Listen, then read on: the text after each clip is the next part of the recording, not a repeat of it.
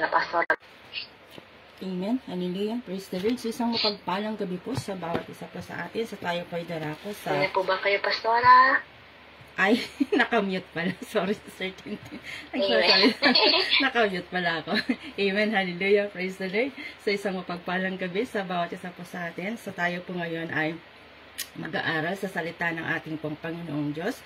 Itutuloy po natin yung 1 John 1 to 10, pero natapos ko na yung 1 to 4. Ngayon naman ay pag-usapan natin yung verse 5 to 7 at bukas naman yung 8 to 10. So tayo po muna ay manalangin. Amang banal na makapangyarihan sa lahat. Maraming salamat po Diyos sa pagkakataong ito, Panginoon, na muli dinako mo na naman kami dito po sa aming pong Zoom Bible Study, O God. Lord, salamat sa buhay po ng mga kapatid ko na palagi pong nandito, nagdalaan po na kanil pong oras panahon para po sa pakikinig at pag-aaral po ng iyong mga salita. Salamat po sa pribilehiyong ito na patuloy mong pinagkakaloob sa bawat isa po sa amin, O God. Lord, nandito po ang abang lingkod, Lord, magpapakumbaba po ako sa inyo pong harapan. Patawad, O Diyos, sa lahat ng mga nagawa kong kasalanan sa inyo, sa isip, sa salita at sa gawa. Upang sa ganun, Lord, ay karapat-dapat ako na magkayag ng iyong mga salita sa pamamagitan lamang ng iyong habag at biyaya, O God. Lord, wala rin po ako ang aking glory, sapagkat lahat mo ng glory ay tayong sa iyo lamang, at patuloy na buksan mo ang puso't isipan po namin, O God, at patuloy na iyong banal na espiritu ang siyang pong magbigay, Panginoon, ng wisdom and knowledge sa amin, upang sa ganun, Lord, ay maunawaan po namin ang mga salita mo na pag-aaralan po namin ngayong hapon, O God. Lord, we thank you. Ito po ang aking samat dalangin sa matamis sa pangalan ng aming pong Panginoong Sus na kapagligtas, in Jesus' mighty name, amen and amen. So sabi po dito sa 1 John chapter 5 verse 7, sabi niya, ito ang aming narinig sa kanyang anak at ipinahayag naman namin sa inyo, ang Diyos ay liwanag. So ito po yung pamagat ng aking pong ipapahayag ngayon. Ang Diyos ay liwanag at walang anumang kadiliman sa Kanya. Kung sinasabi natin tayo may pakikiisa sa Kanya, ngunit namumuhay naman tayo sa kadiliman, nagsisinungaling tayo at hindi namumuhay ayon sa katotohanan. Ngunit kung namumuhay tayo sa liwanag, gaya niya na nasa liwanag, tayo'y nagkakaisa at ang lahat ng ating kasalanan ay nililinis ng dugo ni Jesus na kanyang anak. Amen. Hallelujah. Sa pagpalain ng Diyos ang kanyang salita. So, sabi ko nga sa inyo, no, yung pag-aaralan po natin ngayon ay dito pa rin po sa 1 John, no, 'di ba tinalakay ko po nung nakaraan yung verse 1 to 4 at dito po, no, dito po natin napag-alaman na mga kapatid that 1 John ay naisulat po between 90 to 95 AD. Doon pa sa introduction ko, ito pa ay natatandaan nyo. So, naisulat po ito pong 1 John between 90 to 95 AD and possibly po the later half of the 1st century, and then napag-aralan din po natin, naisulat po yung unang Juan for this very purpose. Kung titignan po natin, ay nandun po sa chapter 5 verse 13, no, na kung saan naisulat po ang aklat ng 1 John para po sa ganitong klaseng layunin. In chapter 5 verse 7 verse 7 to 13, no, sabi doon na isinusulat ko ito sa inyo na mga sumasampalataya sa anak ng Diyos upang malaman ninyong mayroon kayong buhay na walang hanggan. Sabi niya sa English, I write these things to you who believe in the name of the Son of God, so that you may know that you have eternal life, to which have came to look, mga kapatid, na yung pong may akda or yung pong author ng 1 John, siya rin po yung may akda ng John, no, yung Gospel of John, at naisulat po ito yung sabi doon na mga makakakita at makakarinig at makakabasa ng kanilang liham ay sabi doon na sumasampalataya na si Jesus nga ang Mesyas. At siya lamang po yung nakapagbibigay ng buhay na walang hanggan. So yun po yung layunin po ng 1 John, para po malaman ng mga believers na sila po ay meron pong buhay po na walang hanggan. No? Hindi ito pong 1 John ay hindi po ito naisulat para sa mga hindi mananampalataya, kundi para sa mga mananampalataya na magkakaroon po sila ng kasiguraduhan na sila po ay na kay Kristo at sumasa kanila yung buhay po na walang hanggan. At bakit po niya nasabi ito? Bakit po nasabi po ni John? Bakit po niya naisulat yung 1 John? Dahil may mga nakakapasok po, no, may nakapasok po during that time na mga huwad po na tagapagturo na nagsasabi na sila sila po yung mga Kristiyano, nagsasabi that they know Christ, no, may kaugnayan po sila kay Kristo, but their lives do not match their profession, no. Sinasabi nila na sila ay Kristiyano, pero yung buhay po nila ay hindi po tugma, no, doon po sa kanila pong pamumuhay. Kumbaga, inulit lamang po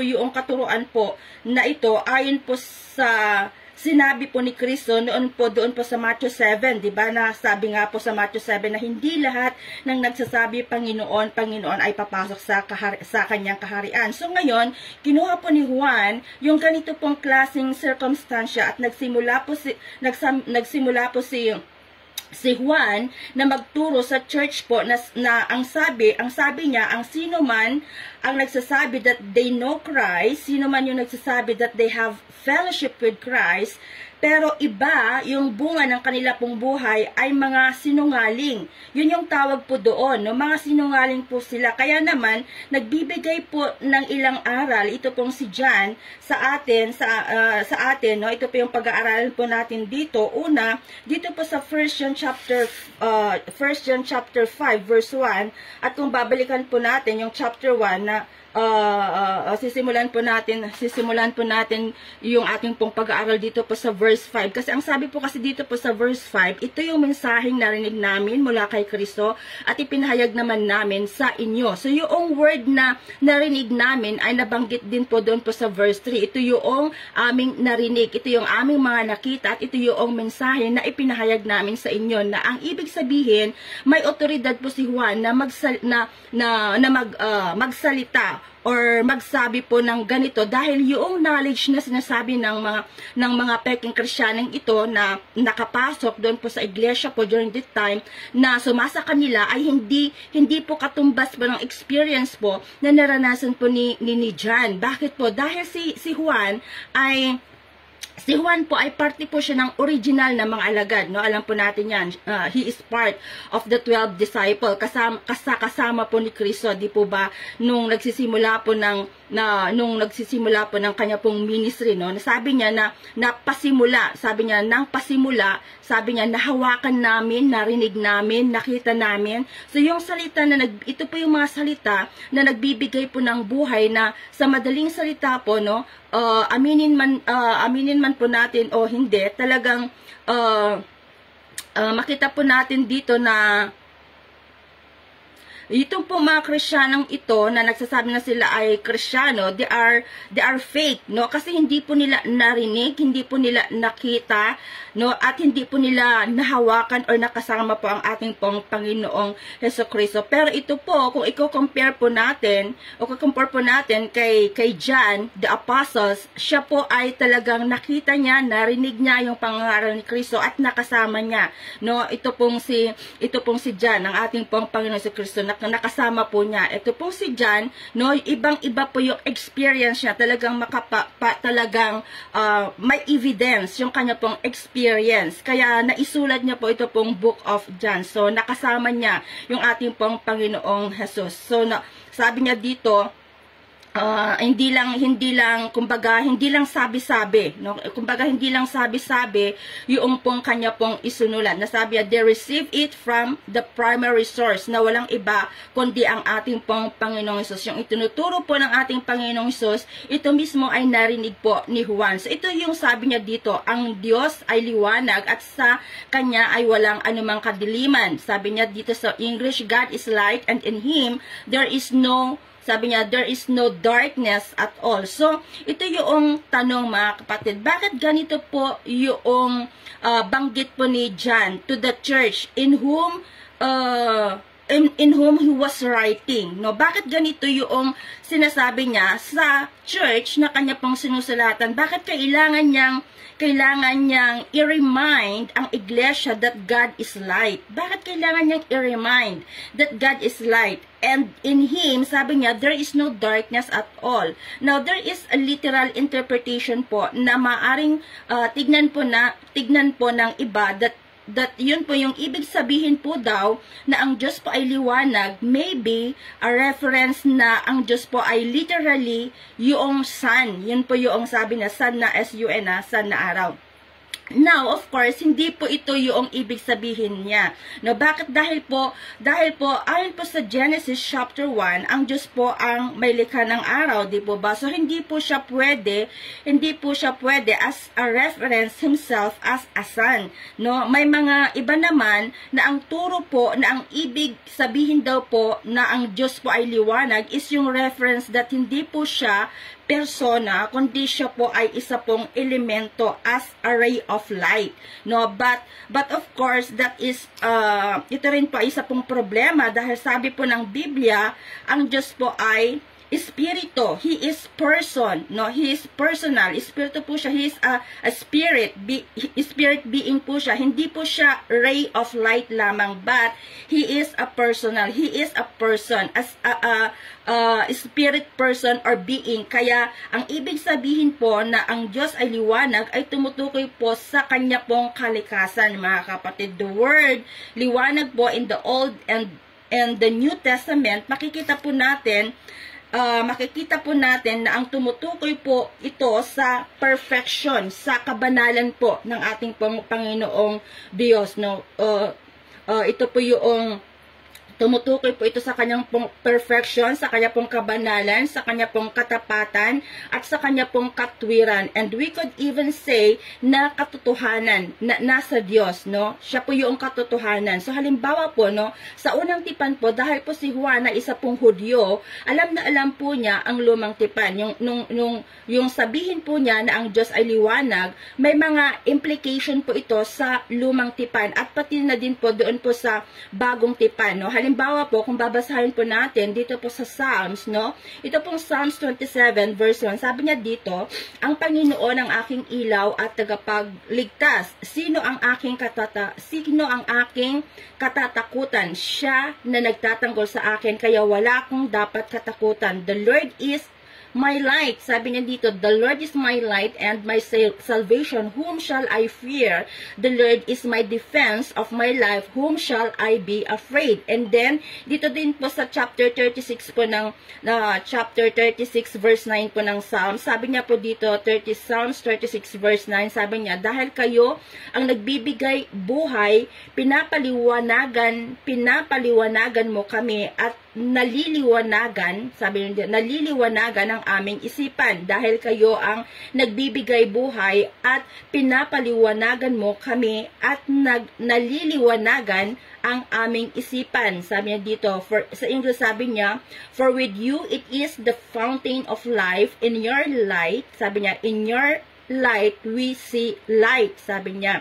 So, notice mga kapatid, yung pong light, sabi niya, we see light. Then, kung babasahin din po natin dito po sa Psalms 84 verse 11, dahil kayo, Panginoong Diyos, ay parang araw na nagbibigay ng liwanag sa amin at pananggalang na nag-iingat sa amin, pinagpalan nyo rin kami at pinaparangalan, hindi nyo ipinapagkait ang mabubuting bagay at sino mang matuwid ang pamumuhay. Sa English sabi niya, for the Lord God is a sun and shield. The Lord bestows favor and honor. Sabi niya, no good things does He withhold from them whose walk is blameless. So, malinaw po mga kapatid, no? Malinaw na ang Diyos po ay parang araw. Hindi siya parang literal na araw, kundi inihahalin tulad sa araw. Why? Because of intensity of the light, intensity of the radiant, no? Yung radiant which is in the glory of God. Ngayon, kung babasahin din po natin dito po sa Isaiah chapter 60 verse 19, sabi niya dito po sa Isaiah 60 verse 19, hindi na ang araw ang magiging liwanag mo sa umaga at hindi na ang buwan ang tatanglaw sa iyo sa gabi dahil ako ang Panginoon ang iyong magiging liwanag magpakailanman. Ako sa iyo'y Diyos, ang iyong tanglaw. The sun will know, sabi niya, will no now be your light by day, nor will be the brightness, sabi niya dito, of the moon shine on you, for the Lord will be your everlasting light, and your God will be your glory. Amen. So, nakita po natin dito, mga kapatid, sa lumang tipan, no, dito po sa Old Testament, na ang Diyos po ay liwanag. Tumutukoy po sa kanya pong perfection, no? Tumutukoy po sa kanya pong kadakilaan. Tumutukoy po ito sa kanya pong righteousness, no? Tumutukoy din po ito sa kanya pong truth, na hindi siya malalapitan ng basta-basta. Tulad po ng sinasabi po ni Pablo sa Book of Timothy, bakit po hindi natin malapitan kung lumalakad sa kadiliman? Sabi po kasi dito po sa Timothy, no, chapter 6 verse 16, 1 Timothy chapter 6 verse 16, sabi niya, siya lang ang walang kamatayan at nananahan sa di malapitang liwanag. Sabi niya, sa di malapitang liwanag, hindi siya nakita o maaring makita nino man sa kanya ang karangalan at walang hanggang kapangyarihan. Amen. So sabi niya dito sa English, who alone is immoral and who live in an, sabi niya, approachable light, whom no man has seen or can see. To him be honor and might forever. So yun po yung sabi po dito sa 1 Timothy. So ito po yung patotoo po ni Pablo, no? Gaya po ng mga patotoo po ng mga propeta sa Psalms, no? Sa Salmo and maging sa Isaiah, na talagang ipinapahayag po nila na ang Diyos po ay liwanag. Siya po yung light, ang Diyos po yung ilaw. Ngayon, sinasabi po ni Pablo, siya ay liwanag at siya po yung ilaw na hindi natin malalapitan. No, siya po yung ilaw na hindi natin malalapitan. Kaya nga po, bumaba po si Kristo, no? Bumaba po si Kristo dito po sa lupa, mga kapatid, dahil hindi po natin magagawa na lumapit sa kadakilaan po ng Diyos at doon po sa kaluwalhatian ng Diyos, at hindi po tayo mabubuhay kapag nakita po natin, no, yung kanya pong talagang kadakilaan, yung kanya pong glory. Kaya po bumaba ang ating pong Panginoong Jesus, sapagkat sinasabi po ni Moses, no, in the book of Moses, as sabi niya, as Yahweh spoke to him, no man can see me and live. Sabi niya, walang sino mang makakakita sa akin, kasi yung makakita sa Diyos ay mamamatay. So, kailangan po natin ng isang tagapamagitan upang magkaroon po tayo ng access sa isang Diyos na talagang punong-puno po ng mga katotohanan, na punong-puno po ng liwanag at biyaya. Furthermore, mga kapatid, si Santiago din po, na kapatid po ng ating Panginoong Jesucristo, ay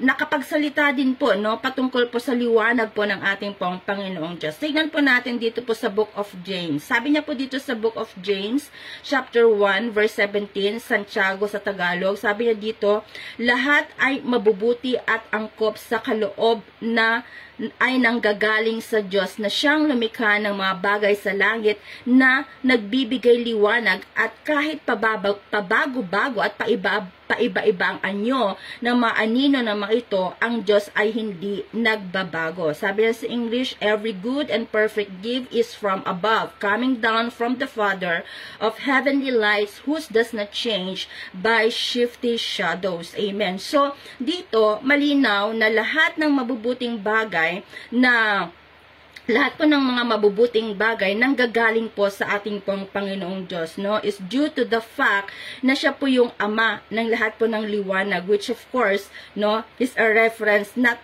to just hindi lang po sa ano ba yung ibig kong sabihin, not just sa mga yung tinatawag po natin na planet, no, 'di ba? May mga tinatawag po tayong mga ganyan. So, but to morality itself, no? Saan po ba nanggagaling yung tunay po na moralidad, no? Saan po ba nanggagaling yung tunay na moralidad? Hindi po sa tao, hindi po sa kultura, of course, hindi rin po sa ating pong pamahalaan, kundi ito po mismo ay nanggagaling po sa ating pong Panginoong Diyos, no? Nung maitatagpo niya yung langit at lupa, nung nilikha niya po ang langit at lupa, ano po yung sabi po niya, no? Ano yung sabi ng Panginoon? Let there be light, and there was light, mga kapatid. At sinabi po ng Diyos, pagkatapos niyang likhain yung ilaw, sabi po niya, and God saw the light, and it was good. Sabi ng Panginoon, it was good. So sino po ang ang nagde-decide ng mabuti at ng hindi po mabuti, ang tama at masama, ang Diyos po, no? Siya po yung nagde-decide lamang kung wala po ang Diyos, no? Kung wala po ang Diyos o yung opinion lamang po natin ang meron, no? Meron po tayo ng mga tao, kaya nga po in philosophy, mga kapatid, may tinatawag po sila ng relativism, no, sa mga sa philosophy, no, sa mga nag-aral po ng philosophy. So ano po ba yung ibig sabihin po ng terminong relativism? It means may kanya-kanyang katotohanan, no? May kanya-kanyang katotohanan. Yan po yung ibig sabihin, ang bawat tao, no, ang bawat tao sa taong halimbawa nangangalunya, no, sa taong nakikiapid, hindi ito masama, no, hindi ito masama para sa kanya. Ito yung kanilang katotohanan, no. Ito yung kanilang katotohanan, pero wala silang basihan. Hindi nila binabasa yung kanilang moralidad sa Biblia, kundi sa kanilang sariling pananaw. Pero sa Kristiyano, ang ating pong moralidad, no, ay hindi po nakabase sa ating pong nararamdaman. Hindi dahil sa nasabi ito o nasabi niya, kundi ang ating pong moralidad in determining what is good and wrong, what is true and false, and how the church ought to live, ay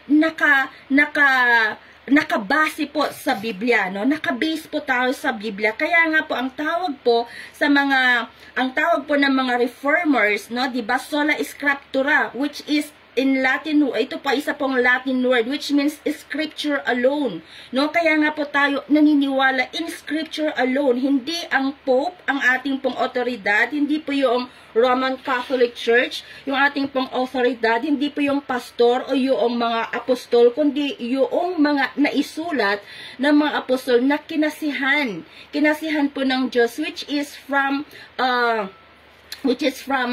Matthew to Revelation, and in the Old Testament naman from Genesis to Malakay. So ang buong kasulutan na yan ang may otoridad ng mga Kristiyano. Kaya nga kung tayo po ay magpapayo, no, siguraduhin po natin na yung mga payo po natin ay hindi nanggagaling sa Facebook or kung ano pa man, hindi nanggagaling po sa mga sikat na mga ngaral, kundi nanggagaling mismo sa Biblia. Dahil ang Diyos, sa kanya pong pagiging perpekto, He will not share His glory with anyone. The only glory God will accept is what is accepting in Scripture. Yun lang po yung accepted sa ating pong Panginoong Diyos. So kapag sinasabi po ng Biblia, oo, di oo po tayo, no? Di po ba? Kapag sinabi po ng Biblia, hindi po tayo, no? Hindi po natin pwedeng gawin yon, kasi sinasabi mismo ng Biblia, hindi po pwede po tayong gumawa ng ating pong sariling paraan upang maglingkod po sa Diyos, no? Hindi po pwede yung sa sariling paraan po natin. At wala po tayong pwedeng idahilan sa Diyos na lihis po sa kanya pong salita. Bakit po? No? Bakit po hindi po pwede tayong gumawa ng bagay na lihis po sa kanyang salita? Bakit po? Kasi po ang Diyos nga po ay liwanag, mga kapatid. Siya po yung liwanag po natin. Now, when we get into bago po tayo lumayo, kapag bumalik na po yung ating pong Panginoon at nandun na pinatay na po siya ng lahat po ay lahat po ng hindi nananampalataya, no, makita po natin na nung itinatag po ng Diyos at nakabalik na po yung Diyos Ama dito po sa mundo, na kung tawagin ng bagong langit, no, 'di ba? Napag-aralan po natin yung tawagin po natin na bagong langit at bagong lupa. Ang sabi po ng Biblia, ang liwanag na nagbibigay ilaw sa buong mundo, lalo na po sa konteksto po ng paghahari po ng ating pong Panginoong Kristo, tipo ba, na ang Espiritu Santo at Diyos Ama ay hindi po manggagaling sa araw, kundi manggagaling mismo sa kanila, no? Halimbawa po, in Revelation po, yung napag-aralan po natin kahapon, balikan lang po natin, no? Yung Revelation chapter 22, verse 3 to 5. Sabi po dito sa Revelation, yung diniscuss po ni Pastor Lucas kahapon, sabi niya dito sa Revelation 22, 22, sabi niya dito,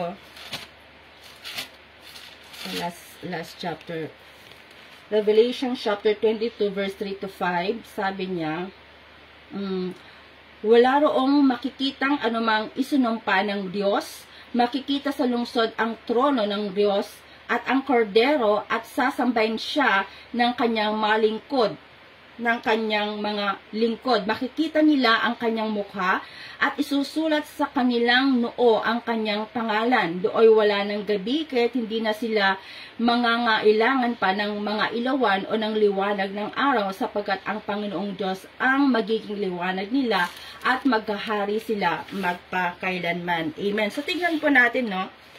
Tingnan niyo po mga kapatid, when the new heaven and the earth is established, hindi na po kailangan ng liwanag, no, mula po sa araw, kundi ang liwanag na po na magbibigay ilaw sa lahat ay wala pong iba kundi ang ating pong Panginoong Diyos. Di ba sinabi din po ni Kristo, no, ako ang ilaw ng mundo, sabi niya doon sa John din, no, sa book of John, no, sinasabi din po ng Biblia, in Him was life, and the life was the light, no, light of man. So ito pong Diyos ng lumang tipan na nagsasabing ako ang liwanag, ako ang ilaw, ng siyang nagkatawang tao mismong si Kristo ang nagpatotoo. No? Siya mismo yung nagpatotoo na sabi niya, ako ang ilaw ng mundo, na ang ibig sabihin, ang Diyos ng lumang tipan ay Diyos din siya ng bagong tipan. Ulitin ko, ang Diyos na nagsasabi doon sa lumang tipan na liwanag, ay siya din po yung Diyos dito po sa bagong tipan na nagsasabi na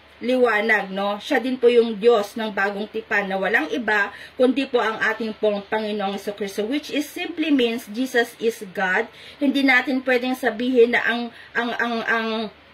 hindi natin pwedeng sabihin na ang mga nanay ang ilaw ng mundo, kasi 'di ba minsan tayo ang tawag natin sa ating mga nanay ay ilaw ng tahanan, no, 'di ba? So sa isang banda mga kapatid, sinasabi po ng Biblia na tayo naman talaga ay asin at ilaw, 'di ba? Doon sa Matthew sinasabi din naman ng Biblia na tayo po ay mga asin at ilaw ng mundo. Pero bakit po tayo naituring na mga asin at ilaw po ng mundo? Dahil po sa ating pong kaugnayan sa ating pong Panginoong Jesus. Pero kung wala po tayong kaugnayan kay Kristo, hindi po natin masasabi na tayo po ay asin at ilaw ng mundo, kundi tayo pa din po ay bitag pa rin ng kadiliman. That's why the Bible says we have been transformed, no? Na-transferred tayo from death unto life, no?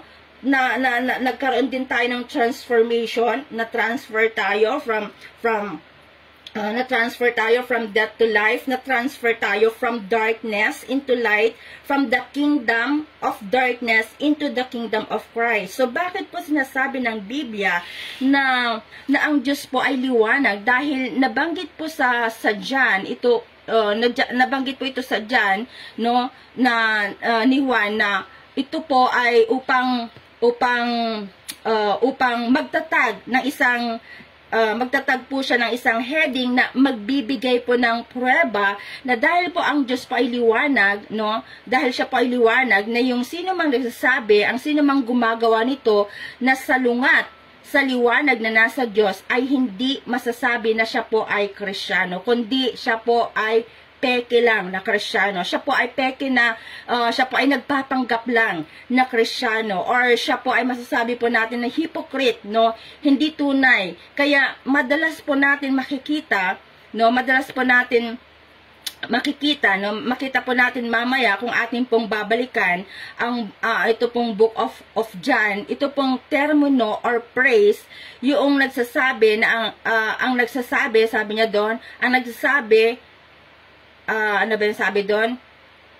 Na siya ay, basahin na lang natin. Dito po sa 1 John chapter 1, 5b. Sabi niya dito sa 1 John, balikan natin. Ano ba sabi dito?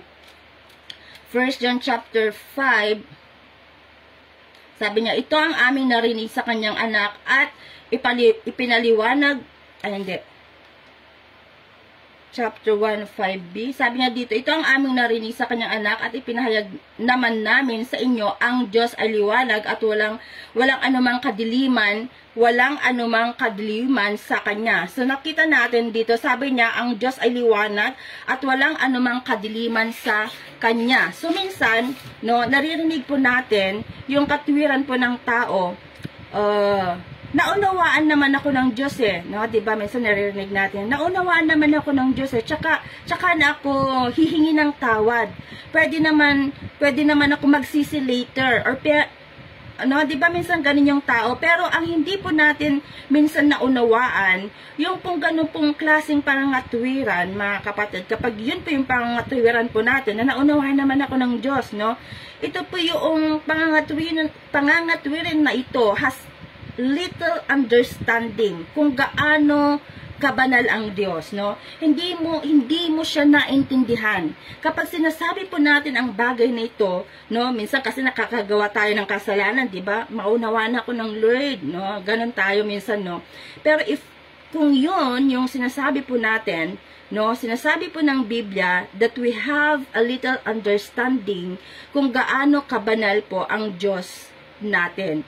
Na ang ibig sabihin na kahit alam natin na ito ay kasalanan, tapos sasabihin natin na maunawaan naman ako ng Panginoon Pero ang sabi po ng Biblia, in God there is no darkness. Sabi dito, in God there is no darkness. He doesn't tolerate darkness. He doesn't tolerate sin. Hindi po tinatolerate ng Lord yung sin. Hindi natin pwedeng sabihin, no, nagkasala ka anak, no. Ano ba yung Diyos lang yun no. It's okay, no. Kung minsan nagkasala ka, it's okay.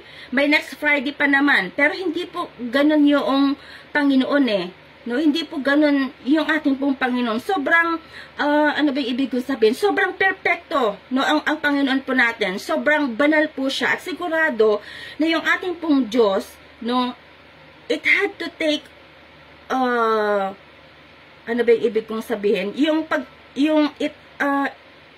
It had to take all the persons of the Trinity, no, mga kapatid, to save man from their sins, mga kapatid. Ito po mga kapatid ay mabigat dahil gaano ba kabanal yung Diyos natin, no? Yung tignan natin, no?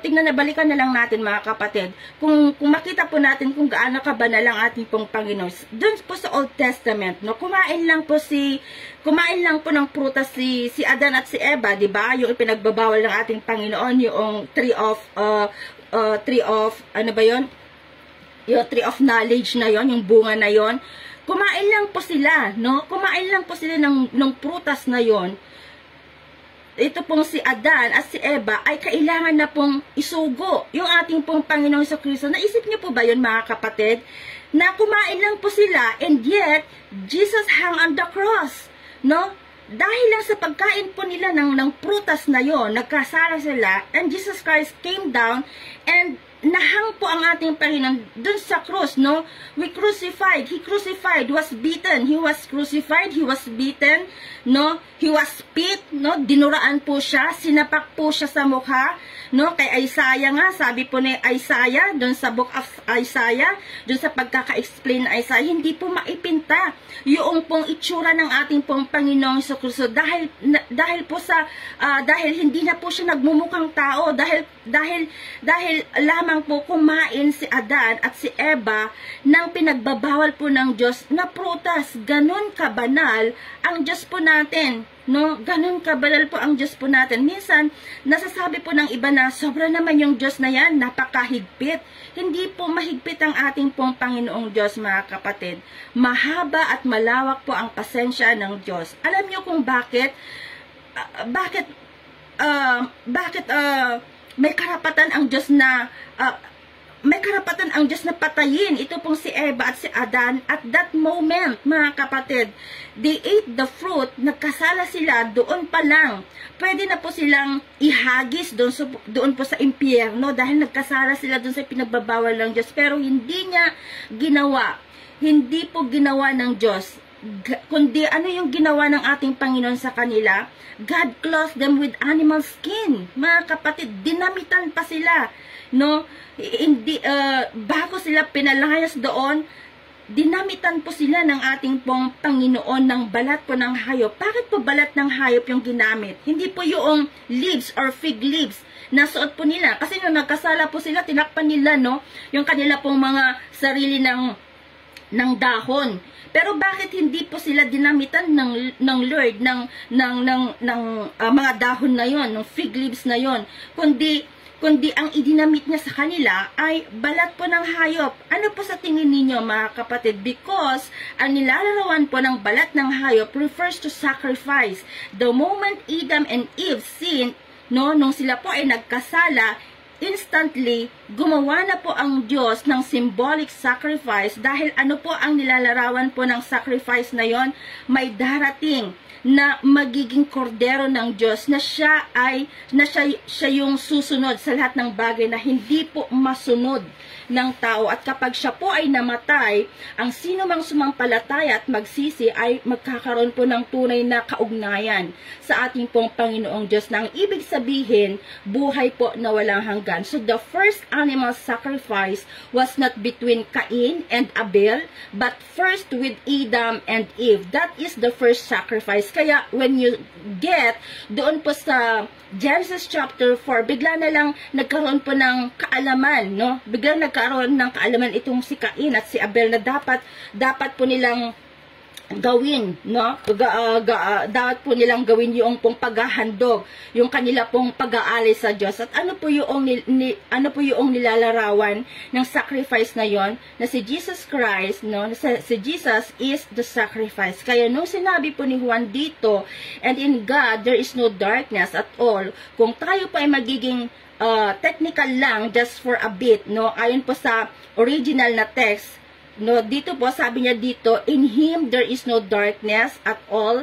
There is no darkness at all has double negative po, na ang ibig sabihin, kung isasalin po natin in English, sabi niya, is not going to make sense. Pero ito po yung literal na, ito po kasi yung literal na salin. In God, sabi niya, no never, no nothing, darkness. No, sabi niya, no never, no nothing, darkness. So whatsoever na ang ibig sabihin po, mga kapatid, 100% wala siyang kadiliman. Walang kadiliman ng ating Panginoong Diyos. 100% hindi masama yung kanya pong pag-iisip. Walang lumalabas sa kanyang bibig na masama. Wala siyang kinikilos na masama. No, in God, He is 100% perfect. Kaya ang sino mang lalapit, no, mga kapatid, kailangan may handog, dahil hindi sila pwedeng lumapit sa isang banal na Diyos, na hindi po sila pwedeng mabulag, no, natulad po ni Saulo, no, 'di ba si Saulo doon po sa Tarsis, no, makita po natin na nabulag po siya, or mabali yung kanila pong tadyang, nakatulad po ni Jacob, no, natulad po nung nasa lumang tipan, no, makita po natin, mababasa po natin yan, no, yung nangyari po kay Jacob nung maka-encounter niya po ang ating pong Panginoong Diyos. At maging si Uzziah, no, makita po natin kung gaano kabanal ang ating pong Panginoong Diyos. Hinawakan lamang po niya yung Ark of the Covenant, and yet the Bible said na matay po siya kaagad, di ba? Matandaan nyo, dun po sa pag-aaral po natin, dun po sa Old Testament noon, no, si Uzziah, si Uza ba yun, or si Uzziah, basta yun yung hinawakan niya yung Ark of the Covenant, namatay po siya kaagad. Bakit po siya namatay? Is it because hinawakan lang naman niya yung, ano ba yun? Hinawakan lang naman niya para hindi mahulog yung Ark of the Covenant, di ba? Hindi po,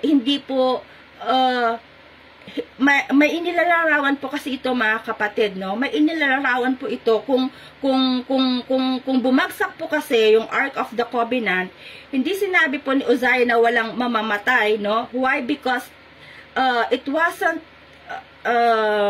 yung ibig pong sabihin nun, mga kapatid, it wasn't the earth itself, it wasn't dirt itself, no, that sin, but was humanity that sin. Kasi pag bumagsak po yung Ark of the Covenant, malalaglag po siya sa lupa, ibig sabihin, maduduman po siya. So if they allow that Ark of the Covenant to fall, wala pong mamamatay. Pero dahil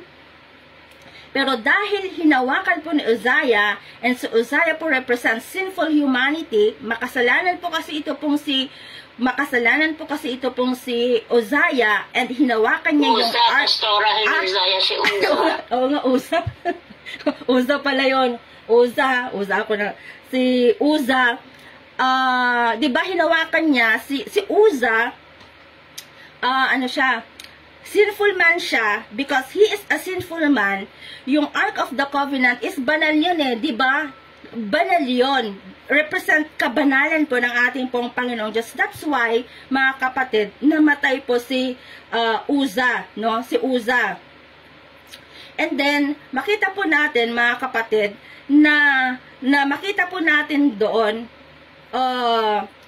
yung pong, yung pag-touch niya po, when he touches that, no, parang tinouch niya po yung ating pong God, which is perfect and holy, mga kapatid. Perfect and holy. Sila po agad, kung sila po agad, halimbawa, kung sila, lahat ay humawak noon, mga kapatid, mamamatay pa silang lahat talaga. Ganun po kabanal ang ating pong Panginoong Diyos, no? Makikita po natin dito, mga kapatid, kaya po, kailangan bumaba ang ating pong Panginoong Sus. Kaya kailangan po niyang mamatay. Kasi nga hindi po natin pwedeng makita ang Diyos. Kaya siya mismo yung nagkatawang tao para maabot po natin ang Diyos sa pamamagitan po niya. No? Para magkaroon po tayo ulit ng kaugnayan sa ating pong Panginoong Diyos. Kaya dito po sa 1 John, ito po yung mensahe na narinig, sabi ni John, ito yung mensahe na narinig namin na pinapahatid namin, sabi ni John, yung Diyos ay liwanag at walang anumang kadiliman. Yun yung sinasabi po ni John, na ganun talaga kaliwanag ang ating pong Panginoon. Walang anumang kadiliman sa Kanya. And therefore, sabi po dito sa John, sa 1 John chapter 1 verse 6, sabi niya dito, may 3 words po dito Sabi niya dito sa 1 John 1:6, kung sinasabi natin, may pakikiisa tayo sa Kanya, ngunit namumuhay tayo sa kadiliman, nagsisinungaling tayo at hindi namumuhay ng ayon sa katotohanan. So, just to remind us, mga kapatid, dito po sa verse 5, mga kapatid, dito sa verse 5, dahil ang Diyos pa ay liwanag, the next verse says, yung mga nagsasabing pero ganito ang buhay nila na taliwas sa kalikasan at buhay po ng Diyos, sila po ay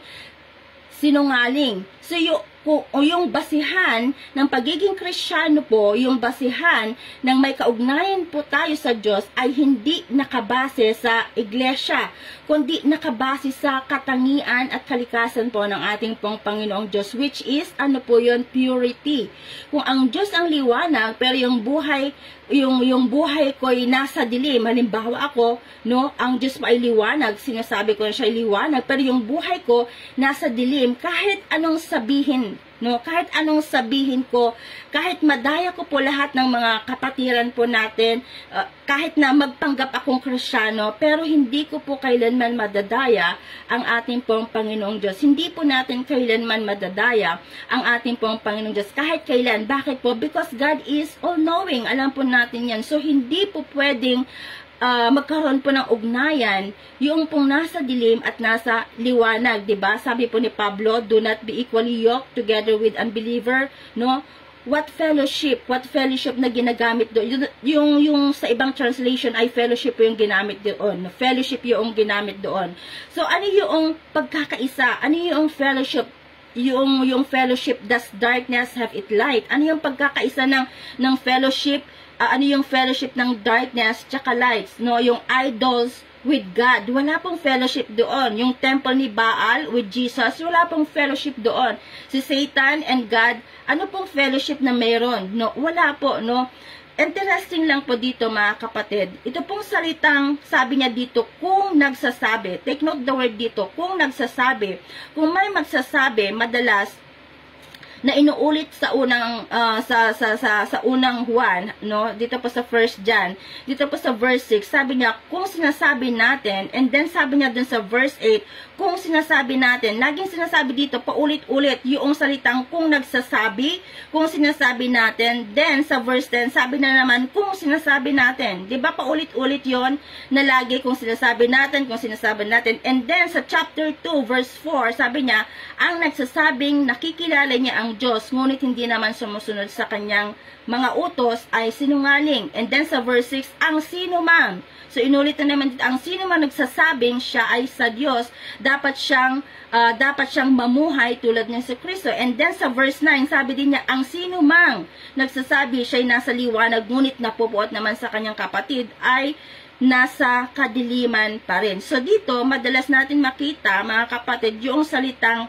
nagsasabi, paulit-ulit yan. So, sa tao, pwede po natin silang paniwalaan na, oo, kay Kristo, Kristiyano ako, kay Kristo ako, no? Kasi nakita natin na umiiyak siya sa church, no? Umaattend siya ng Friday service, ng Saturday service, nagbibigay siya ng kanyang ikapo, no? Nagbibigay siya ng tumutulong siya sa mga mahihirap. Pwede natin dayain, no? Pwede po natin dayain ang tao, pero ang Diyos, kahit kailan, hindi po natin, sabi ko nga sa inyo kanina, kahit kailan, hindi po natin madadaya, no? Balang araw, hindi po tayo haharap sa tao, no? Kapag yung ginagawa po natin ay ginagawa lang natin para makita na tayo po yung mga Kristiyano sa mga tao, balang araw, hindi po tayo haharap sa tao sa araw po ng paghuhukom, kundi sa Diyos po tayo haharap. Sa Diyos po tayo haharap, no, mga kapatid. Di nga po ba madalas po tayo ay maka-experience ng salitang minsan nagdadahilan, no, minsan nagdadahilan sa pastor. Pwede po tayong magdahilan, no? Pwede po tayong magdahilan kay pastor, pwede po tayong magdahilan kay Sister Lani, kay sister, pwede po tayong magdahilan kay brother, pero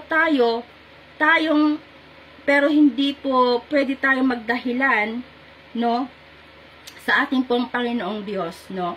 Hindi po tayo pwedeng magdahilan sa kanya, no? Hindi po si sister or brother or pastor yung hahatol po sa atin sa araw po ng paghuhukom, kundi ang Diyos po. Siya po yung hahatol po sa atin. Kaya pwede nating ikatwiran na po lahat para matakpan yung ating pong justification of sin. Pero sabi po ng Biblia sa Book of Revelation in chapter 20 verse 11, sabi niya, naglaho ang lahat ng bagay na ang ibig sabihin walang mataguan yung mga tao sa araw po ng paghuhukom, no? Wala pong mataguan. Nawala na yung bundok, sabi doon, nawala na yung langit, nawala na yung lupa, dahil yung lahat ay, sabi nga, haharap sa ating pong Panginoong balang araw. Kaya sabi po ng Biblia, kung nagsasabi kang o kung minsan sinasabi natin na ano ba ibig kong sabihin? Minsan sinasabi natin na mga Kristiyano tayo, pero minsan wala naman tayo sa liwanag, o kaya minsan nagsasabing Kristiyano tayo, pero lumilikha naman tayo ng pagkahati-hati, lumilikha naman tayo ng mga division, no? Minsan may mga nagtuturo na si Kristo ay hindi rin nagkatawang tao, no? Doon sa chapter 4 may nakasama sila na posibleng mga tagapagturo, no? Dito po sa John chapter 4 na akala nila mga Kristiyano, akala nila mga tunay talaga, pero tumiwalag po sila no? Doon po sa chapter 2, ewan ko sa inyo, ewan ko sino nakasay ng chapter 2, tumiwalag po sila, mga anti-Kristo na sila po ay may mga anti-Kristo na pag-uugali, no? May anti-Kristo na pag-uugali doon sa chapter 2, may mga magtuturo na itong Jesus, no? He only appear pero hindi siya talaga nandun, no? Yun po yung tinuturoy nila. And then sinasabi nila na hindi naman talaga dumating si Kristo, na He didn't really come, but He only appeared. So ngayon, hinahanda po ni John na yung mga Kristiyano na nagsasabing Kristiyano sila, na ayaw naman magpatawad. Halimbawa, no, sinasabi mong Kristiyano ka pero ayaw mo na magpatawad, may galit sila may galit naman kayo sa inyong kapwa, o may galit sila sa kanilang kapwa, no? Nandun na may mga dumadalo po sila sa pagtitipon, pero inaabuso din po nila yung biyaya po ng Diyos, no? May mga Kristiyano na ganon, no? Yes, they come to church, Pero minsan, inaabuso po nila yung biyaya po ng ating pong Panginoong Diyos. Ito yung sinasabi ko sa mga sinasabi natin na tayo po ay nasa liwanag. Minsan sinasabi natin na tayo nasa liwanag, na tulad po ng Diyos na nasa liwanag. Ngunit ito po yung pruweba, mga kapatid.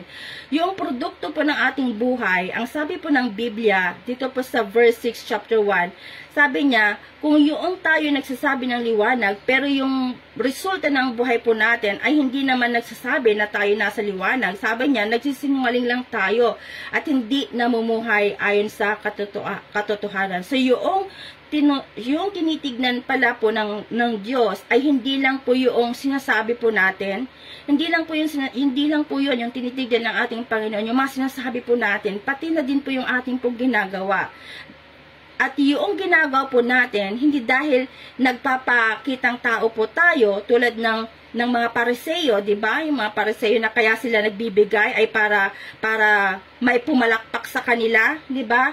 O maari kapag sila po ay nagfo-fasting, makita po sila ng buong mundo kung gaano sila kung gaano sila parang yung 'di ba, kung minsan nagdadamit pa sila ng sako pag sila pa nagfo-fasting, kung gaano talaga yung mukha nila, gaano sila ka-tired, gaano sila ka-deboto no sa kanilang relihiyon.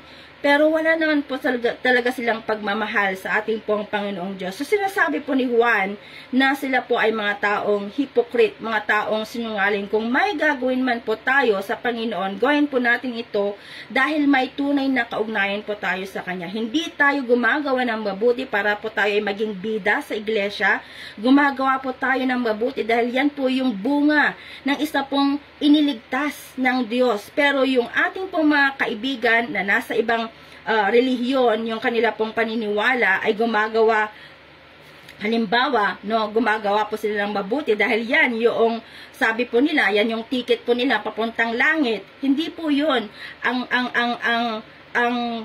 Ang basihan ng kaligtasan po ay ang basihan po nila ng kanilang kaligtasan ay sa mabuting gawa. Kahit na kailan po ay hindi po papasok sa langit, yung mga tao pong gumagawa po ng ganon. Kasi hindi po yun yung pamantayan ng ating pong Panginoong Diyos, Hindi po yun yung kanya pong pamantayan, mga kapatid. Hindi po yung mabubuting gawa po natin ang pamantayan ng ating pong Panginoong Diyos. Although tayo po, mga kapatid, mga Kristiyano na tumanggap na sabi, gumagawa po tayo ng mabuti dahil tayo po ay ligtas na, mga kapatid. Hindi dahil ito yung ticket po natin, papuntang langit, Hindi po yun, mga kapatid. That's why, kuminsan nakakaawa din po yung mga kapatid po, yung mga tao, na yun po yung kanila pong paniniwala, na sila po ay gumagawa po ng mabuti, pero sa katotohanan, katotohanan po ay hindi po yon yung daan ng kanila pong kaligtasan. So, bakit po bumaba si Kristo, mga kapatid? Tayo po ay, dahil tayo po ay nasa kadiliman, siya lang po yung nasa liwanag. Kung tayo po ay, sabi doon, sumasampalataya sa Kanya, kung tayo po ay sumasampalataya in Christ alone, that is enough, mga kapatid. That is enough. Then, we will be saved. Yun lang po yung requirements, mga kapatid, para po tayo manigtas. Yung tayo po ay manampalataya, magsisi sa ating mga kasalanan, manampalataya, doon po sa ginawa niya, doon po sa krus ng Calvary. Kaya nga po, ang measurement po natin ay ginagawa, minsan ang measurement natin, gumagawa naman ako sa church, nagbibigay naman ako sa church, Kung pinagmamalaki po natin yung mga ito, ano po yung pinagkaiba po natin sa mga hindi po Kristiyano, diba? Ano po yung pinagkaiba po natin sa mga Pariseo? Hindi po ba ganyan po yung theology ng mga Pariseo, Kaya po sila nagbibigay, kaya po sila nag-aayuno, kaya po sila gumagawa ng mabuti kasi yun yung kanilang theology, that ito yung mga ginagawa nila, ay ito yung daan patungo langit. Pero sabi po ng Biblia, kahit isa po sa atin, kahit po yung pastor, sabi po ng Biblia, walang matuwid, kahit isa, walang gumagawa ng mabuti, kahit isa. Kaya nga ang tao, pwede po nilang dayain. Sabi ko nga sa inyo na ang tao, pwede po nating dayain yung kanilang sarili, pwede nilang dayain. Pero sabi ko nga sa inyo kanina na ang Diyos ay hindi po natin pwedeng dayain, Ito yung Ito yung tawag po, no, ang tawag po sa mga taong doon, mga kapatid, na gumagawa sila ng mabuti para lang maligtas yung kanila pong sarili. Sila po ay mga taong bulag, no? Hindi po, sila po yung mga taong, bulag, sila po yung mga taong mahulog doon sa impyerno. Dahil minsan, yun po yung itinuturo din po nila, no? Even sa mga Pharisee, no? Yun po yung mga itinuturo po nila. So sila po ay umaakay. Sabi nga ng Biblia na yung bulag ay umaakay ng kapwa bulag, no? Sila po ay kapwa po sila, no? Kapwa po sila mahuhulog doon po sa bangin. Kaya nga po minsan, mga kapatid, napakahalaga po, mga kapatid, no? Na nawa, no? Kailangan po natin talaga yung biyaya po ng ating Panginoong Diyos, na siya yung nagpapalawak at nagbibigay po ng pangunawa sa ating po mga pag-iisip, no? Yun po yung katotohanan. Ngayon, napakabigat po yung sinasabi kasi po ni John dito, na kasi sabi niya, kung sinasabi natin, may pagkakilala tayo sa Kanya, ngunit namumuhay naman tayo sa kadiliman, nagsisinungaling tayo at hindi namumuhay ng ayon sa katotohanan. So ito po yung sinasabi po niya doon to sa chapter 2 verse 10, na ang sino mang nagmamahal sa kanyang kapatid ay namumuhay sa liwanag at walang anuman sa buhay niya ang magiging dahilan ng pagkakasala ng kanyang kapatid. So dito po sa verse 11, sabi niya, ngunit ang sino mang napupuot sa kanyang kapatid ay nasa kadiliman. Lumalakad siya sa kadiliman at hindi niya alam ang kanyang patutunguhan dahil binulag siya ng kadilimang ito. So think about that, mga kapatid. Now, it is interesting kasi naranasan na po ba ninyong naranasan na po ba ninyong yung ano ba yung ibig kong sabihin? Yung mapundi yung ilaw, no? Yung mapundi yung ilaw ng inyong sasakyan, halimbawa lang, no? Nasasakyan kayo, mapundi yung ilaw ng sasakyan nyo, and then biglang namatay din yung ilaw doon sa street, di ba? Sa street light, may mga street light. So sobrang dilim, di ba? Sobrang dilim pag ganun. Ngayon, imagine ninyo, kayo yung driver, mga kapatid, no? Pundi yung ilaw ninyo, walang ilaw sa right and left ninyo, nasa side, wala kayong makita. Mas lalo na kung sira pa yung headlights po natin, no, ng sasakyan po natin. Di ba nakakatakot pag ganun? Hindi nila alam or hindi mo alam kung saan ka pupunta. Ganyan po yung buhay.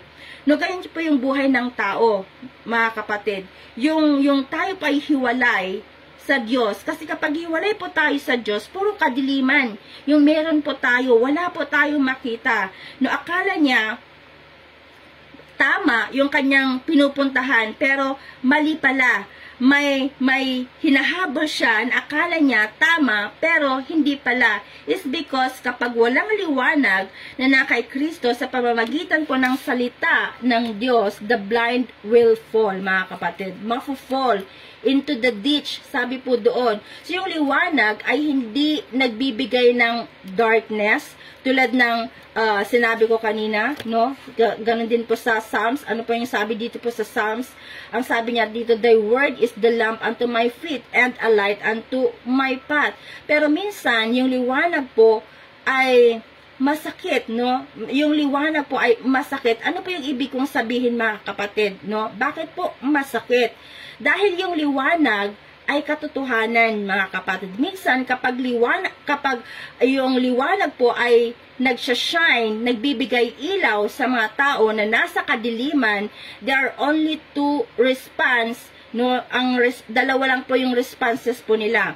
Kapag una, lalapit po sila sa liwanag, o kaya po ay lalayo po sila sa liwanag. Kasi sabi ko nga sa inyo kanina, yung liwanag ay katotohanan ng salita ng ating pong Panginoong Diyos. At kapag nag-shine yung ilaw na yan, no, sa mga tao na nasa kadiliman, dalawa yung response nila. Una, lalapit po sila sa liwanag or lalayo sa liwanag. How do we know, no, mga kapatid? Bakit, no? Basahin po natin dito po sa John 3, mga kapatid. Sabi niya po dito sa John chapter 3 verse 19. Sabi niya dito, basahin natin, no, sa John chapter 3 verse 19. Sabi po dito, 19. Sabi niya dito, 19. Ganito ang paghatol ng Diyos na parito sa sanlibutan ang ilaw, ngunit inibig pa ng mga tao ang dilim kaysa liwanag, sapagkat masama ang kanilang mga gawa. So, bakit po yung tao ay ayaw pong lumapit sa liwanag o sa katotohanan na kay Kristo? Verse 20, no? Anong sabi dito sa verse 20? Sabi niya, sa verse 20, kinasusuklaman ng mga gumagawa ng masama ang ilaw ni hindi lumalapit dito upang hindi mahayag ang kanilang mga gawa. So, yung taong gumagawa ng masama ay ayaw po sa liwanag at hindi lumalapit sa liwanag dahil ayaw po niyang malantad yung kanyang mga gawa. So, dito, most likely mga kapatid, na tinutukoy po ng ating pong Panginoon Jesus ay yung mga taong sapat na yung kanilang relihiyon, sapat na yung kanilang tradisyon tulad ng mga Pariseo, ng mga Saduceo, ng mga Eskriba, at ayaw po nilang tanggapin si Kristo na posible, pwede po natin sabihin, no mga kapatid, pwede po natin sabihin na hindi ako pwedeng mahulog, no? Hindi ako pwedeng mahulog sa ganyang klaseng, ano ba yun? Sa ganyang, ano ba yung ibig kong sabihin? Hindi ako pwedeng mahulog sa ganyang klaseng kategorya. Bakit? Well, naniniwala naman tayo na si Jesus ay talagang, ang tawag, naniniwala tayo na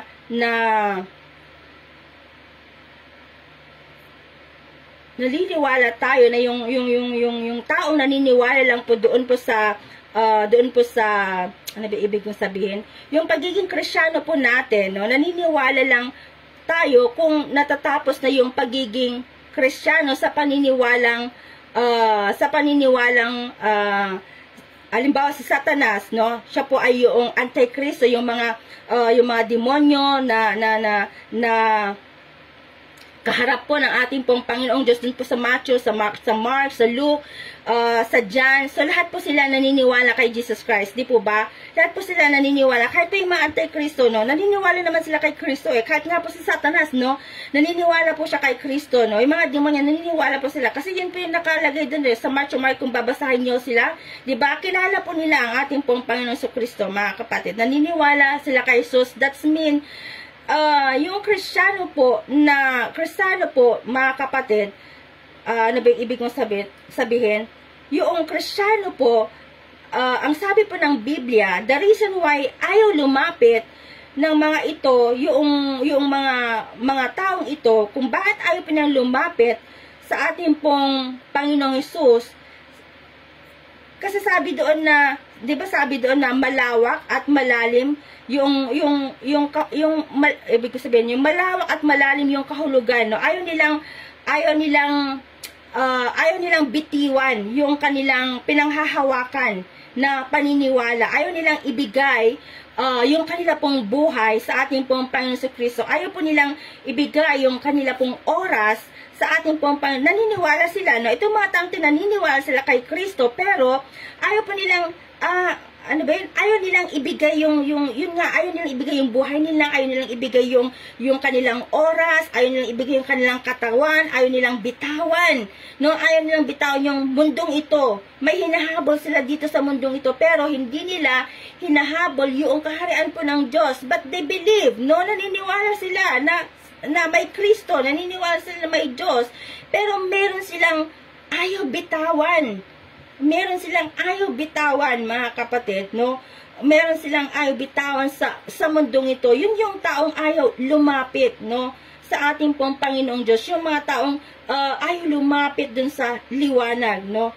No, hindi ako maglilingkod hanggat hindi ako, mga tao pa minsan sabi nila, hindi ako maglilingkod hanggat hindi ako magiging milyonaryo, hindi ako maglilingkod hanggat hindi ako makabili ng sasakyan, na magandang bahay, no? Maglilingkod na lang ako, saka na. Minsan ganun yung mga tao, mga kapatid. Saka na ako maglilingkod. Saka na ako magsisisi. No?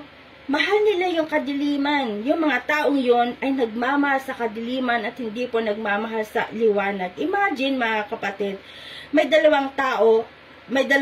Ako halimbawa, ako, si Sir Lani, halimbawa, Sir Lani, meron pong flashlight, no, may flashlight, sa ako naman, lumalakad sa kadiliman, natingin ko, malapat na ako dun sa paraiso, pero hindi ko makita dahil madilim, no, madilim yung daan ko, no, mahuhulog na pala ako dun sa hukay, mahuhulog na pala ako dun sa bangin, no, mahuhulog na ako. Tapos sabi ni Sir Lani, oh pastora, lumapit ka dito sa liwanag, kasi meron siyang dalang flashlight, pero ayaw ko dun lumapit sa kanya. Yan po yung sinasabi po ng John 3:16 dun sa John 3:16 na lumapit ka sa liwanag, no? Dun sa, kaya nga, ang sabi dun sa John 3:16, for God so loved the world that he gave his only begotten Son, yun. So, lumapit ka sa liwanag, no? Pero ayaw ko. Kasi gusto ko dito sa way ko. Ayoko dun sa way na sinasabi ni Sister Lani na mayroong light, mayroong liwanag. Ayoko doon. Kasi ayokong bitawan yung meron ako ngayon. Na ayokong bitawan yung mga bagay na pinahalagahan ko, no? Minsan ito po yung nagiging distraction po natin. Kaya kapag may pinabibitawan sa atin ang Panginoon, bitawan po natin, mga kapatid. Kasi kaya nga sabi ito na sino mang nagsasabing siya ay nasa liwanag, no? Sino mang nagsasabing siya ay na kay Kristo, no? Pero nasa kanya naman, wala naman siya sa katotohanan, nasa darkness pa rin siya. Siya ay taong, doon sabi niya, sinungaling, no? Hindi namumuhay ayon sa katotohanan, siya ay sinungaling. Now, nagbigay po dito si John ng negative at positive. Pagkat, ayon po kay, sabi po dito, yung negative at positive, sabi po dito sa 1 John 1:7, sabi niya, sa verse 7, ngunit kung namumuhay tayo sa liwanag tulad ng Diyos na nasa liwanag, may pagkakaisa tayo at nalilinis tayo ng dugo ni Jesus na kanyang anak sa lahat ng kasalanan. So, ito po mga kapatid, ito po yung interesting mga kapatid. Kanina, sinasabi na kapag tayo po ay namumuhay sa liwanag, we have fellowship with God, diba? Pero dito, sinasabi po ni Juan, he doesn't say, kapag tayo po ay lumalakad sa liwanag, we have fellowship with God. And sinasabi po niya dito sa verse 7, we have fellowship with one another. Sabi niya, we have fellowship with one another. Kanina, we have fellowship with God if you walk in the light. Pero ngayon, sabi niya dito, we have fellowship with one another. No, ano po yung ibig sabihin dito, mga kapatid? Well, ito po yun. Ang Bible po, kapag sinasabi po yung salitang fellowship, it refers to it refers to intimate relationship with one another, no? Yung fellowship sa New Testament po was one of the highest form of intimacy, yung fellowship, mga kapatid. This is one of the highest form of intimacy. Tulad po natin, no? Tulad po sa aklat po na magawa dun po sa chapter 2, no, pag mapag-aaralan po natin. Dun po sa chapter 2, nung matapos pong maligtas yung mga Kristiyano, no, diba? Ano po yung kanila pong buhay o bunga ng kanila pong buhay? Yung sabi po ng Biblia, alam niyo po kung anong sabi ng Biblia, itong mga Kristiyanong ito, when they are saved, no, ang sabi po ng Biblia, araw-araw po silang nagtitipon, mga kapatid. Buriin nyo, mga kapatid, araw-araw po silang nag-fellowship, pero tayo, weekly fellowship, hindi pa natin magawa. Pero sila, yung mga unang Kristiyano, araw-araw na nagtitipon. Pero bakit ngayon tayo, weekly na nga lang, ilang oras na nga lang, no? Minsan, hindi pa po natin magawa yung weekly fellowship po natin. As sinasabi po natin na tayo po ay mga mananampalataya and believers of Christ. So, ang early church, mga kapatid noon, every day may fellowship sila. May pagkakaisa. May pagkakaisa po sila. Pagkakaisa sa turo ng mga apostol na ang ibig sabihin, alam nila yung salita ng Diyos, no? Mga palabasa sila ng salita ng Diyos. Tayo po ba'y palabasa ng salita ng Diyos? Mahal nila ang salita ng Diyos. At hindi lang po yun, mga kapatid. Yung araw-araw sa kanila pong pagtitipon, may breaking bread, mga kapatid, no? Nag-break bread po sila. Meron po silang komunyon, no? They desire the communion with the brothers and sisters in Christ. So, interesting, no? Kasi dito, How do I know may fellowship po ako sa Panginoon? Tanungin po natin sa ating sarili. How do I know na may fellowship ako sa mga kapatiran? May fellowship ako sa Panginoon? Well, unang-una, kapag tayo po individually ay lumalakad po sa liwanag, now ito po yung minsan na nakakalungkot, no? In Christian home, no, lalo na po sa mga mag-asawa, no, halimbawa lang sa mag-asawa, parehas po silang Kristiyano, dumating po yung mga matitinding pagtatalo, minsan, no, si Mister nahihirapan kay Mrs. Bakit? Dahil si Mrs. ayaw maglingkod sa Diyos, di ba? Kaya nga sinabi ni Pablo, do not unequally yoke to unbelievers. So yung si Mrs. naman nahihirapan kay Mister dahil si Mister naman ay ayaw maglingkod sa ating Panginoong Diyos. So ngayon, ang nangyayari, nagtatali yung dalawa sa loob ng tahanan. Bakit po? Dahil totoo po yung sinasabi po ng Biblia na hindi po pwedeng magsama yung mga nasa dilim at yung mga nasa liwanag. Kahit anong panalangin po natin, mga kapatid, take note, no, ang panalangin po ay epektibo, pero ang tao talaga sa kanya mismo ayaw niyang maglingkod sa Diyos, no. Wala talagang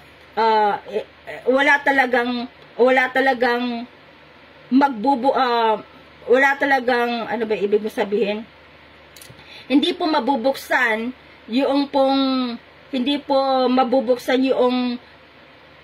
hindi po magkakaroon talaga na ng pagkakaisa sa loob ng tahanan. Halimbawa, kahit iligay mo pa siguro, no, kung ang asawa mo talaga ay unbeliever, no, ayaw niya sa Panginoon, kahit ilang pastor yung papuntahin po natin, mga kapatid, no, kahit ilang pastor pa siguro papuntahin natin, no, o kahit pa yung buong congregation pupuntahan natin minsan, no, kasi minsan ganun yung ginagawa po natin, di ba?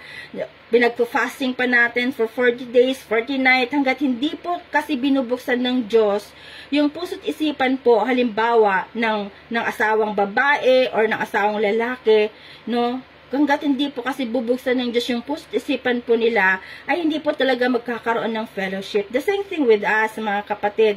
Hanggat hindi po binubuksan ng Diyos talaga yung puso't isip po natin, wala po talagang fellowship with one another, and wala din po tayong fellowship with God. So, ano po yung itsura po ng isa pong tahanan, halimbawa, kung ang asawang babae, o ang asawang or Mr. or Mrs. walang kaugnayan kay Kristo, no?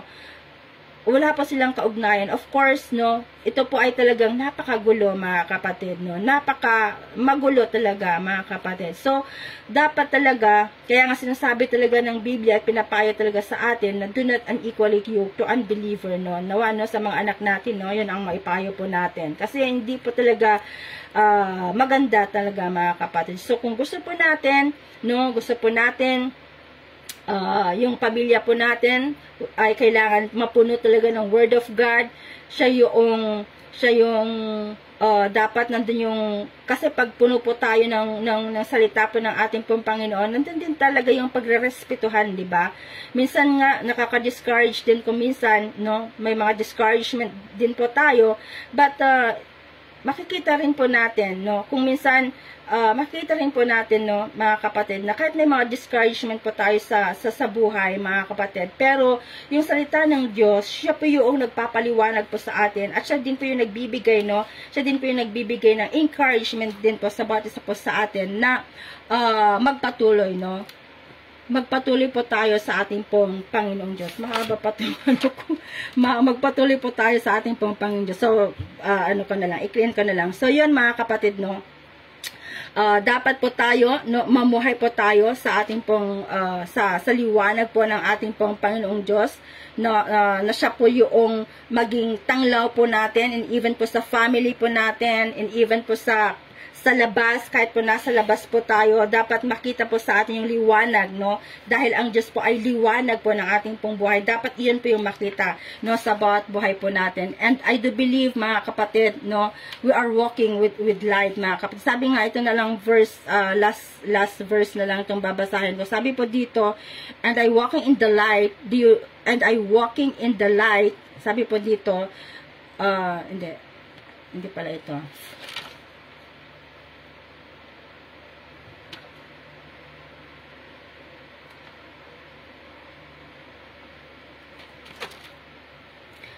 So yun mga kapatid, no? Makita po natin dito na through John, makita po natin by the power of the Holy Spirit, mga kapatid, dapat we have fellowship talaga sa ating pong Panginoong Diyos. Dahil ang Lord, no, siya po yung nag-cleanse sa ating pong mga kasalanan, na ang ibig sabihin, hanggat hindi po natin binibigyan ng todo yung ating pong pagkatao, na ang ibig sabihin, hindi ka pa ready to commit kay Christ, hindi ka pa ready ibigay yung buhay mo kay Kristo, hindi pa tayo ready magpatawad sa mga taong nagkasala sa atin, no, yung tunay po na pagsisisi ay handa po talagang ibigay yung buhay po sa ating pong Panginoon. Kahit anong sorry mo, no? Kahit anong sorry mo pa, no? Kapag hindi po natin ibinibigay yung buhay po natin kay Kristo, no? Hindi po tayo patatawarin ng Diyos. Because the Bible says, when we walk in the light, which is offering your life, mga kapatid, when you walk in the light, no? When we walk in the light, which is nandun dapat yung pag-offer po natin ng buhay po natin. And then, when we offer our life, He will cleanse you. No? He will cleanse us from all our sin, mga kapatid. So, wag po tayong matakot, no? Wag po tayong matakot na lumapit sa liwanag dahil it is in the light kung saan makikita po natin who God really is. Pero habang wala po tayo sa liwanag, no? Bulag po yung ating kaisipan sa realidad at persona po ng ating pong Panginoon Jesus, no? Kailanman ay tayo po ay nasa kadiliman pa rin. But I do believe, no, tayo na nandito ngayon, nakikinig dito po sa ating Zoom Bible study, we are all in the light because God is our light. So, yun lang may share ko na mga kapatid, no? Pasensya na, no? Hindi ko kasi masyadong naayos yung outline ko. So, tayo po ay manalangin. Amang banal na makapangyarihan sa lahat, maraming salamat po, Diyos, sa kabutihan mo sa buhay po ng bata sa amin. Lord, salamat pa rin sa iyong mga salita na tunay nga, Panginoon. Ikaw yung liwanag po, Panginoon. At ang sino mang lumalapit sa inyo, Panginoon, ay magkakaroon ng liwanag ng buhay o God. Kaya naman tulungan mo kami, Panginoon, na patuloy na mamumuhay, Panginoon, sa iyong liwanag, sa katotohanan mo, sa katotohanan ng mga salita at sa iyong kabanalan, o God. Lord, thank you. Ito pang aking salamat dilan sa matamis na pangalan ng aking Panginoon sa kapagligtas. In Jesus' mighty name, amen and amen. Back to you, host. Amen. Thank you po, aming mahal na pastora, sa pinahali niyo pong mananasalita ng ating Panginoon. So, yun, dadako po tayo sa